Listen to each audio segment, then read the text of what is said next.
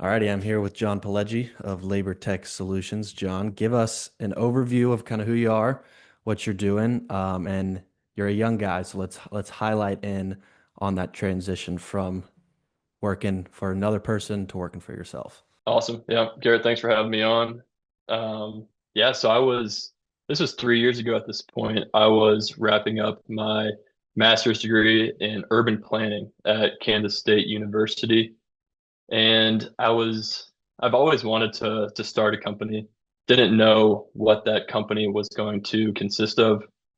Growing up, my dad has a residential painting company, so I grew up in that space, sitting in his office, going out to job sites, working for him throughout high school and college. So always had that in the back of my mind. So one day I sat down and reached out to my cousin. He had recently graduated from the University of Arizona, moved out to Chicago, had a marketing job out there. So I reached out to him, hey, let's start something. No idea of what we were going to start, what that was going to look like, nothing at all.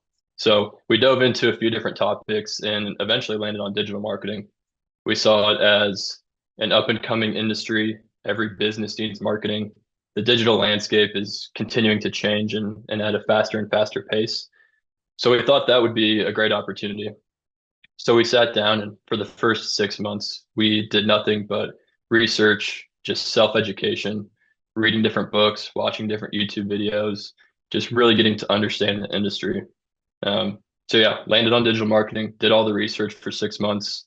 And growing up in the residential contracting space and my dad having a local business here, we thought that would be a great first step and really to build up a case study to begin selling and marketing ourselves to other trades in the local area, both in Kansas City and in Chicago to attack different markets and really get everyone in the Midwest.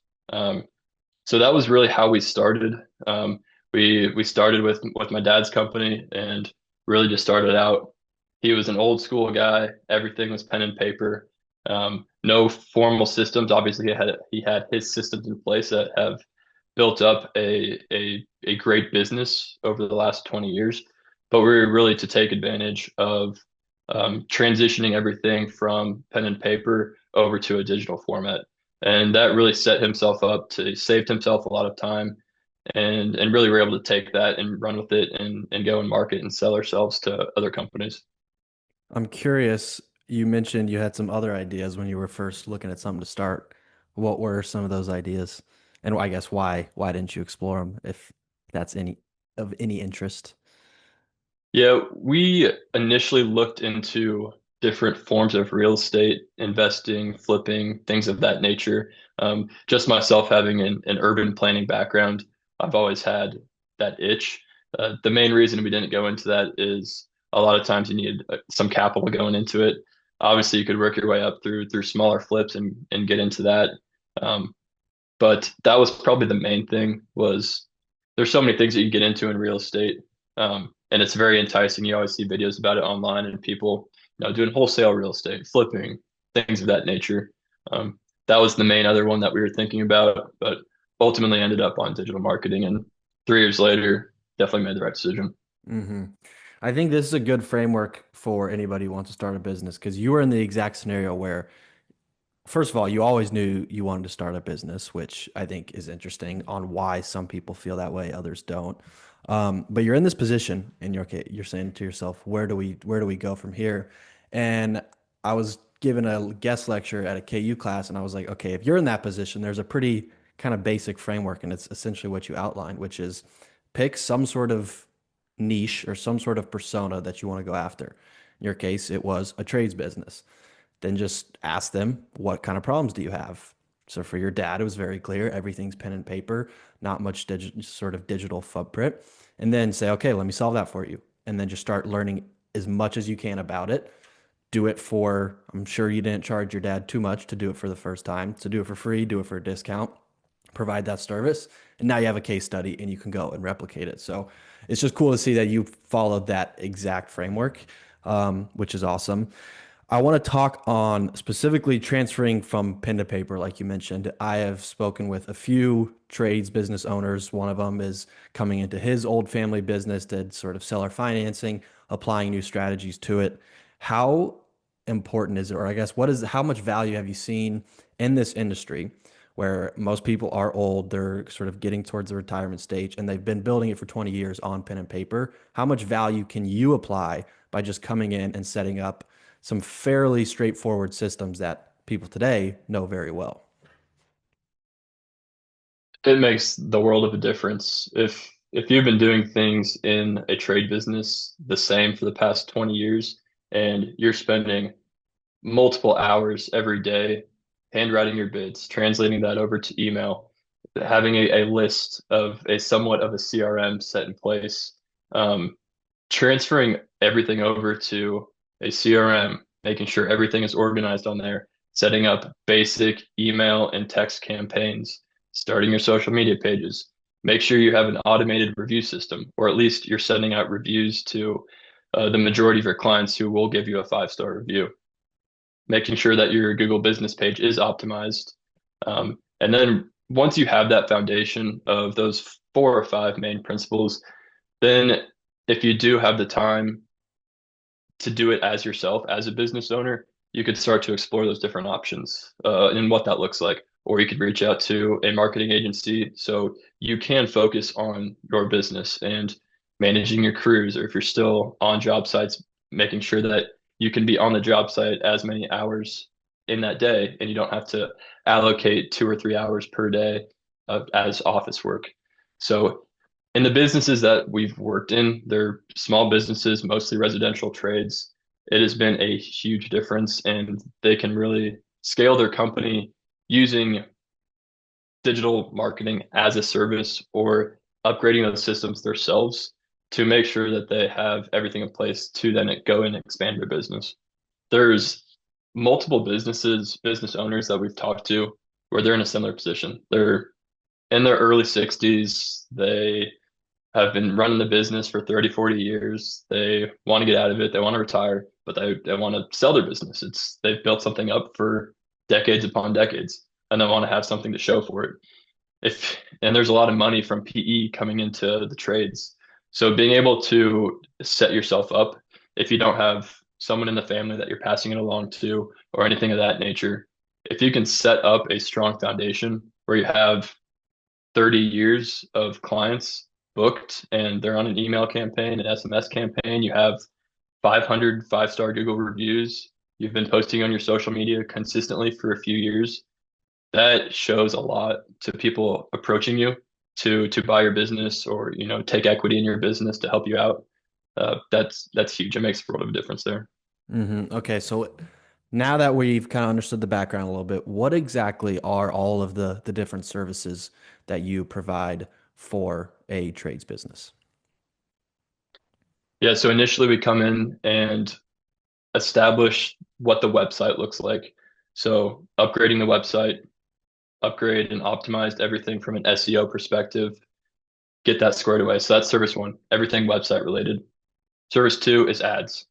If you have a budget for ads, setting up your local service ads on Google, whatever that budget may be, establishing that, making sure that that's running in the right system. Also across Meta, Facebook and Instagram, setting up those ads as well. So you can kind of attack that on 2 different fronts. You have people that are traditionally going to Google search and looking up services, or people who are just scrolling and it comes across their page. So websites is one, ads is two. I would say the CRM and email and SMS campaigns, automations, and AI integration as a whole, that's three. Um, the CRM and email and SMS campaigns, those are pretty basic and easy to set up. The AI integration is something that we are continuing to explore. There's a few different routes that different trades businesses can take with that, whether if it's a chat agent that's on their website or it's a separate platform that users can, or potential customers or current customers can interact with that chat, or a voice agent. That's been huge for a few of our clients who get a lot of spam calls, get a lot of calls from agencies wanting to do business for them, and then a lot of people reaching out for potential business or current clients asking how the job's going, anything along that. So there's a lot of potential in the voice agents for small business owners in the trades. They're getting calls all the time, and that can take them away from time spent on the business. So yeah, three services right there: websites, ads, automations, and AI. Then media production.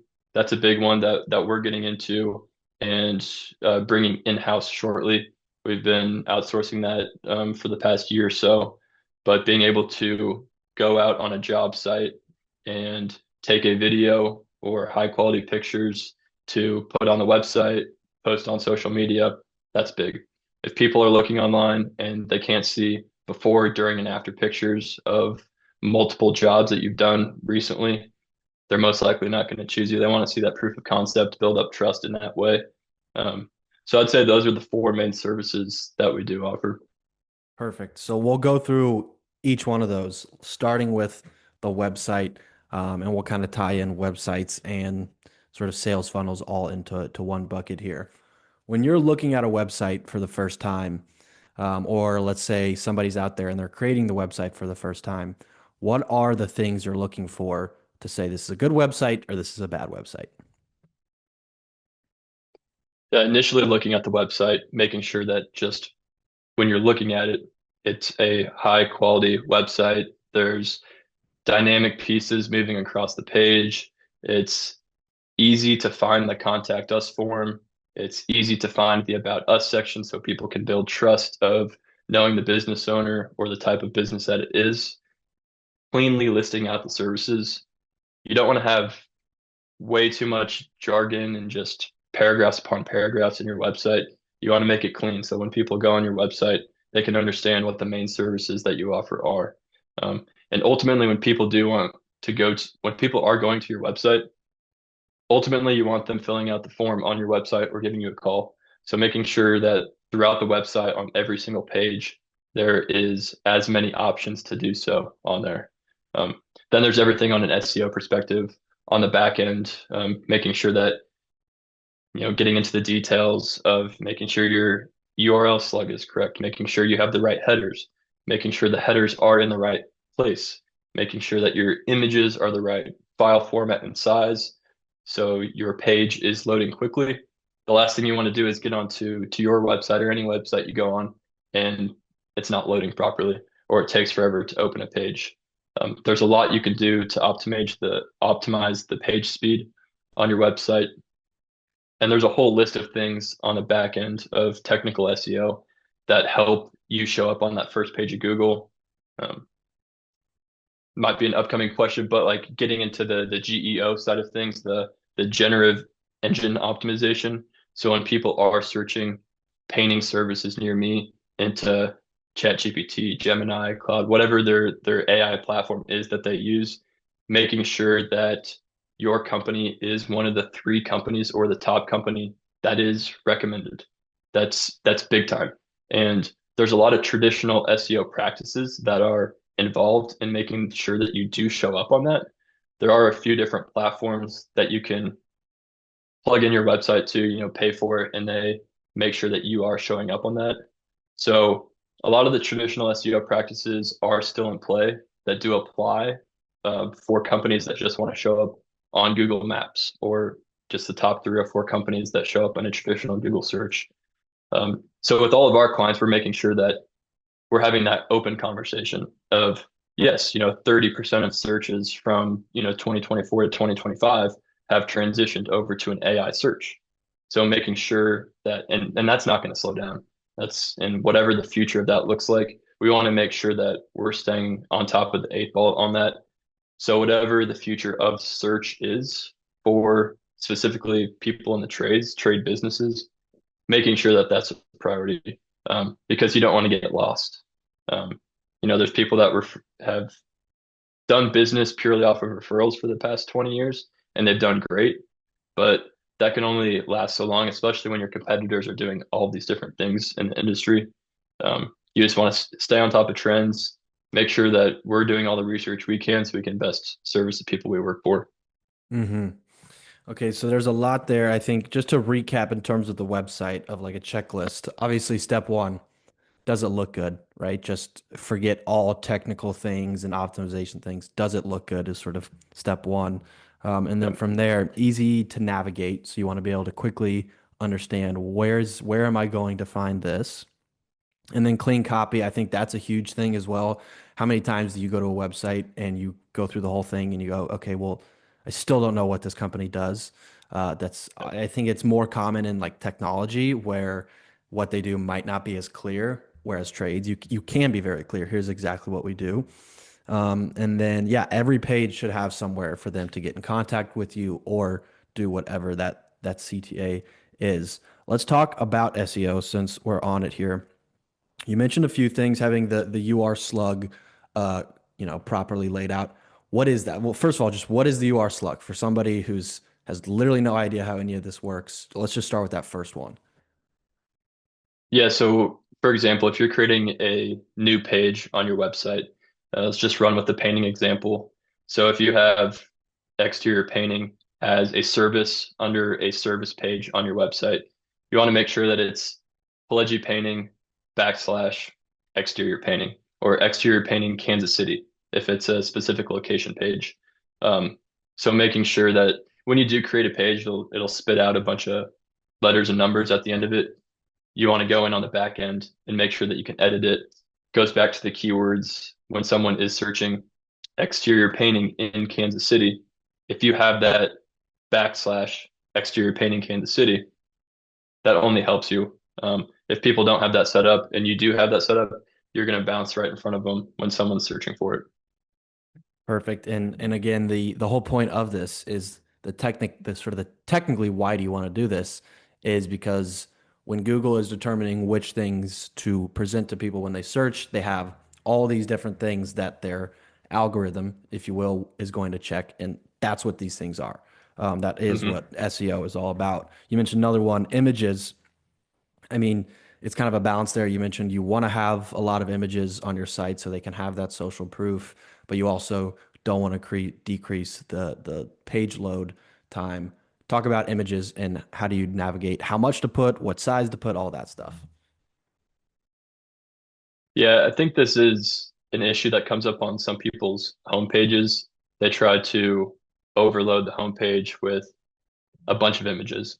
And that's fair because that's when people go to a website, the homepage is the first thing that they're going to see. But when you go into that, and some things are on the back end of making sure things are set up properly, but making sure that images are placed in the right way, they are the right file format, and making sure that it is easy to navigate where whether it's a backdrop image, making sure that that's the right size and right file format, um, everything that goes into that. When you mentioned Google crawls your website, so on a weekly and monthly basis, Google and its algorithm will crawl through your website and it'll spit out a bunch of different metrics and analysis based off of that. And in that, it gets down to the details of all right, on this individual page, you need to change the pixels of this image to this and that.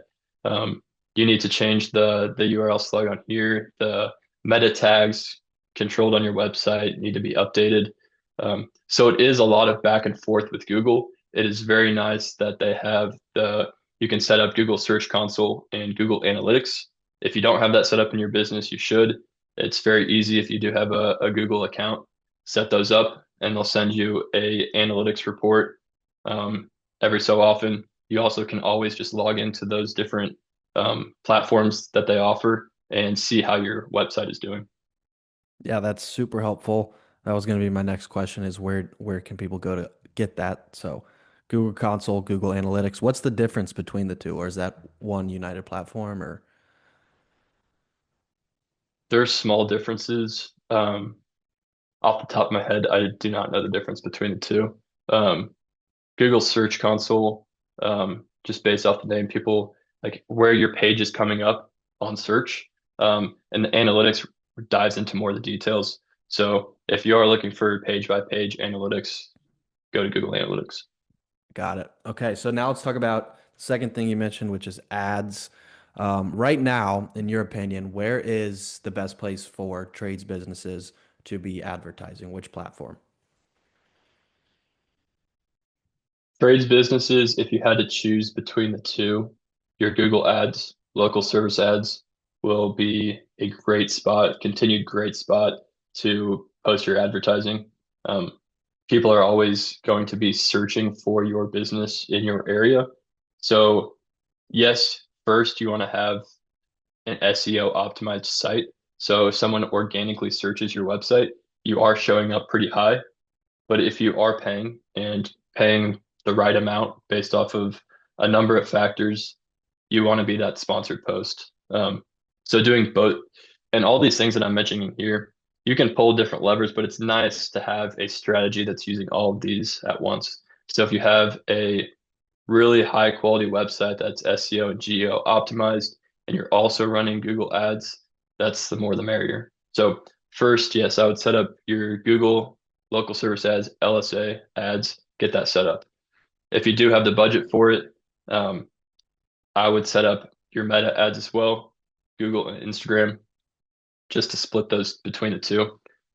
Because when people are searching on Google, it's a service that they need. They're looking for it. They're already, it's a lower funnel type of client. They're already searching for the service. You can get more creative on the meta ads side of things. Whether if you want to make a clean video highlighting yourself and your services, or you want to stay on top of trends and try to get people to engage that way. Um, those are both great options. So you have the Google ads, which is a little bit more bottom of funnel, and then your meta ads, which would be more top of funnel. Mm. Yeah, that's a great way to think about it. Where like the meta, the Instagram, you think about when you're scrolling through it, how many ads of those have you converted on? Most people, it's probably pretty low unless you're like my dad and you buy a bunch of random stuff. Um, Whereas Google, like you said, it's exactly in the moment that they need it. But so you're saying it's good to have both though, because then you have the top of funnel, the brand awareness. Maybe somebody sees that first video of you on Instagram, they recognize the brand, and then when they search, they see you again when they're ready to convert. Is that a good way to think about it? Yeah, that's well put. I think as many options that you can get your name in front of your potential clients, your ICP that you're looking for, the more the merrier. And if you can do those in the right way without spending an outrageous amount of money, that's the way to do it. Mm. Speaking of spending an outrageous amount of money, how do you know when a campaign isn't working and you should stop putting money into it versus, hey, let's pour as much gasoline on this fire as we can? Yeah, that's the golden question of, all right, we're spending $25 a day on Google Ads. Is that good? Obviously, we've had a few form submissions come in, a few jobs that have come from that. If we up that to 50, would we get double? Depends on the industry. It depends on what your local competitors are also spending. Um, so if you are, say, just for this example, if you're at $25 and you're getting a few form submissions coming in, up that to 50. See what it does, test it out for a few weeks. If you do see those increase it. If you are in like the roofing industry, there's people in every metro area that are spending 10 to $50,000 of ads per month. Obviously, the ticket size of roofing jobs is a lot higher. Mm. So if you have three competitors that are spending 10 grand a month in ads and you're spending 25 in the same exact market, that's not going to do you so well. So it's just weighing all the variables that are at play, understanding the differences in each industry, and being able to create a strategy off that. Pulling the plug on your Google ads or your meta ads is a tough decision. If you are running Google ads and you haven't got form submission for a while, it's definitely time to reevaluate. I think that's first diving into the weeds and making sure that you have the right keywords and everything on the back end set up properly. So you know that you're doing everything in your power to make sure that it's going to function right. If you are spending 50 and someone's spending 10 grand, that might be just a conversation to have with yourself as a business owner or the agency that you're working on. So there's a decent amount of variables that play into that. Is there a way to know how much other people are spending on a specific keyword, or how do you see that data? Yeah, there's there's some insights that Google provides on that. Um, when you are running a campaign, it has an optimized amount. So if you're getting pretty good traction at your $25, it'll be like, um, your competitors are spending a little bit more than you. The ideal amount would be $70. So Google is nice about providing a little bit of a framework and recommendations and a little bit of insights into local competitors running ads in the same space. Um, so that's one way to do it. Also, just having a little bit of industry expertise and knowing that your competitors are spent like in the roofing industry, people are spending a lot. So just knowing that is also a good play. Talking to people in the area, talking to different agencies, just building up that knowledge in the space. Hmm. Very interesting that we could do a whole episode just on the ad space, but we'll talk about CRM and email and AI and sort of the systemized optimization side of things. What is, in your opinion, what is the best CRM to use for a trades business? Does it depend on the trade? How do you go about the CRM technology? I think Jobber and Drip Jobs do a great job of providing a high quality, pretty customizable CRM for people in the trades. It's set up for your estimates, your invoicing, putting in the address and the job, and all the details that go into entering your client information. I would say those are the industry leaders there. We have a few clients on there. We personally have everything set up through high level, and the functionality is pretty much the same. You have a lot of uh, customization that you can do within that. As a business owner, I wouldn't spend all the time to go through high level to understand not saying that it's complex, but it just takes a little bit of time to get used to that system. Um, but it's nice that we've been running that system for the last 3 years with primarily companies in the trades. So for us doing it on the back end, it's pretty plug and play. But if you're looking as a business owner to do it yourself, Drip Jobs and Jobber are great. Awesome.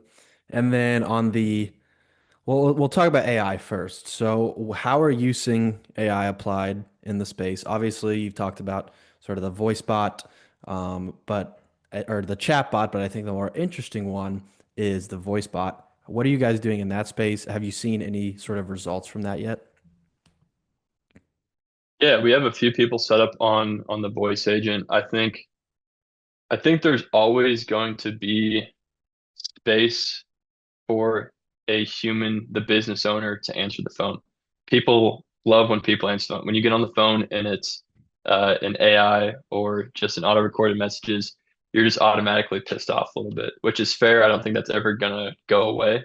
Um, but if you can create it in a way that it's as helpful and straight to the point, I think people just want it to be straight to the point. When you get on an auto-recorded message, it just takes forever. You're on hold for no reason. So making sure that you set up the agent to be friendly. You also can record your voice and make it your voice, which is pretty interesting. You'd be like, "Hey, this is John Pileggi from Pileggi Painting. Just kidding. This is an AI version of myself. How can I help you today?" So you can get creative with it. Um, there's a cool platform that we use called Vappy that has very customizable options.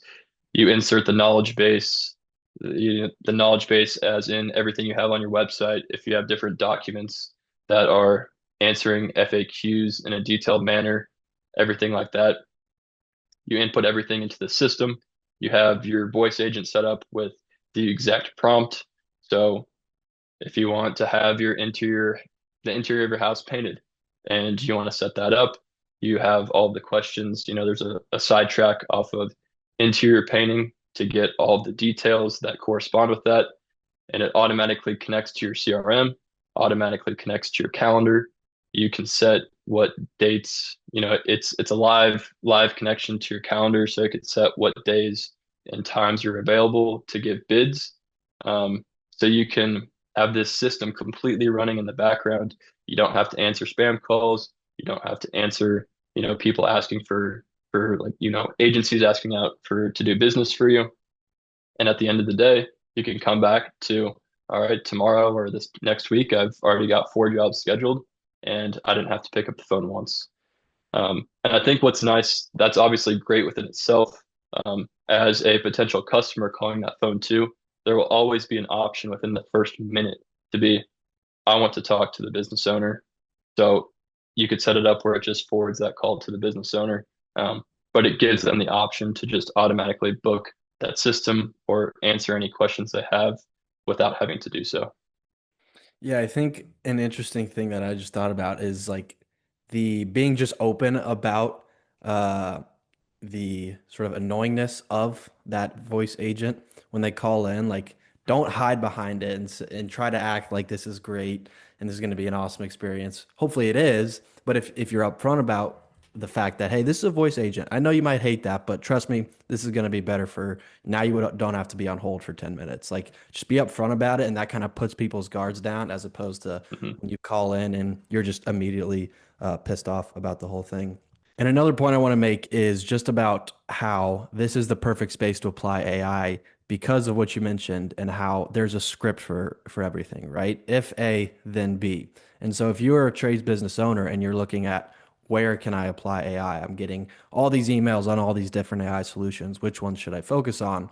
Well, the question to ask yourself is where is there some sort of script? Maybe it's in bidding where you know every single time that this comes in, I follow the same exact steps. So if it's this material, I do this. If it's this quantity, I do that. That's where you can apply AI the best, not necessarily on the frontward facing, creating a cool widget for your customer is nice, but it's where are the systems that are easily repeatable. That's the best place, and that's where you're going to get the best result with AI. So just wanted to throw that in there. We'll talk about the media production side of things a little bit. What does that look like in terms of what you guys give to trades owners? And then we'll get into a little bit of how can they think about the importance of media production for their business. But first question is kind of just what do you guys provide for the business owner? Yeah, a few different options when looking at people in the trades, both on the residential and commercial side. If you have high quality video production or any type of video production in your business, that's going to help you out in many ways. If people can go on your website and see your updated pictures before, during, and afters, high quality videos on your website, that's great. You can also use those to put throughout your ads. You also are using them for your organic social media channels. People are spending an outrageous amount of time on social media channels just scrolling away. So if you can put together a high quality video or yourself behind the camera telling the story of who you are as a business owner, why you started the company, what services you offer, things that people don't understand about your industry. Um, People want to be entertained, people want to be informed, and you want to build trust with the people that you're talking to. So the few ways that you can do that kind of mentioned is the high quality video production and using it across all those platforms that I mentioned, or getting yourself behind the camera. People like to put a face to the name. So if you can do that and do that in multiple ways, you're going to stand out against your other competitors that aren't doing it. And maybe they just have, a still graphic on their social media page or in their ads. If you get behind the camera and do that, or someone's recording you and it's a really cool shot of a big exterior job that you're doing, you're going to stand out. And the amount of jobs that are coming in where we see form submissions and people say, we always ask a question, how did you hear about us? Month over month, it's increasing social media, organic social media, or hey, we saw a cool, video that was attached to your ad. Um, so it's imperative as a business owner, I would say, and it's easy too. If you want to just get behind the camera and talk for a few minutes of your business and then post that on social media, you can. If you want to have an agency come out and record you doing so, or bring out the drones and the nice cameras, that's also an option. They're both great. Anything is better than nothing. So it's just getting started, taking that step, and offering those different options and having a variety. So maybe one video is just a quick, just still pictures before, during, and after. Maybe the next is you talking about a job or yourself in your business. And maybe the next is a high quality video. So I think offering variety is great. Um, Encourage every business owner to do so. There's a few things I pulled out of that. The one point is just the multi-use nature of the content that you create, right? You can, like you said, you can make one video, you can turn that into multiple social media clips, you can use it on ads, you can see what's working organically and use that to determine what you should put in the ads. You can put it on your website, you can put it in blogs. Just it's a little bit amount of time spent up front can lead to a lot of other different avenues. So very high leverage activity. And then the other point is just about the ease of getting started. You don't need to be super fancy. I know I've seen a post from you guys talking about the rise of sort of the user generated content. I mean, how many billions of views at this point are just from people with a camera and pretty low quality? It's not like you need a whole movie production to get set up. It's almost more likely to be viral if you have that user generated content. So just wanted to point that out as well. We'll wrap up here. My last question was going to be about if you are no longer running LaborTech Solutions and you got, spot a trades business tomorrow, knowing what you know, how would you spend that first month in terms of getting the marketing up and running? But I think we kind of ran through your framework for it, and I'll just recap everything and then feel free to sort of add in anything or adjust. But step one is the website, like we talked about, having some sort of presence that establishes all sorts of different credibility in terms of people have a place to go. Google then knows that you exist. That's kind of step one. Make it visually appealing, have clean copy that tells exactly what you do, easy to navigate, and have some sort of conversion on every page. Then once you have that, I'll kind of blend these two together in that you have the media production and the ads that can kind of run hand in hand, where you have some sort of content that you're generating that you can then use to put into ads after you see what's working, but also running those Google LSA ads. I think that's something super useful for people to be familiar with. And then you can start to get into all of the sort of tech-based stuff of once someone lands on your website, how do you capture that lead, put them into your CRM, put them into an email campaign. So kind of leveling up in terms of complexity here. Is that kind of a good summary? Anything else you want to add to that? Yeah, that's a great summary. Website, ads, social media, making sure that you have all your boxes checked, backend CRM, everything of that nature. I think optimizing your Google business page is huge too. People want to be able to search and see where you're located, so that's a big one. But yeah, if I was going to go buy a landscaping company or start a landscaping company on my own, those are the three or four initial steps in the first couple of weeks that I would get started. And then obviously as time goes on, you can play around with what's working and what's not working. If you really want to hit ads hard and that seems to be converting well, go for it. If the organic social media side, you've really gained a following there in your local area, definitely turn up the notch on that. Um, so it's nice to give yourself different options. You don't want to be an expert in just one thing, and if that one thing, is turning into everyone's just going to AI search, and you have no idea what that is, you don't want to get left behind. So making sure that you have, at least 4 or 5 levers that you can pull up and down throughout the year, that'll set yourself up for success. Beautiful. And then I'll just close by saying if anybody is a client of mine, John is a partner in terms of our partnership program. So please go to labortechsolutions.com. And then the same is reverse. So if you are a client of Likewise. LaborTech Solutions and you need risk management or insurance advice, reach out to us and we can get you situated. But John, where can people find you on social media? Obviously, labortechsolutions.com. That's the right URL to go to, right? Correct. Yep. LaborTechSolutions.com, LaborTech Solutions across all social media channels, and John Pileggi on LinkedIn if you're active on LinkedIn. Awesome. Thanks so much, John. Thanks, Garrett. It's a pleasure.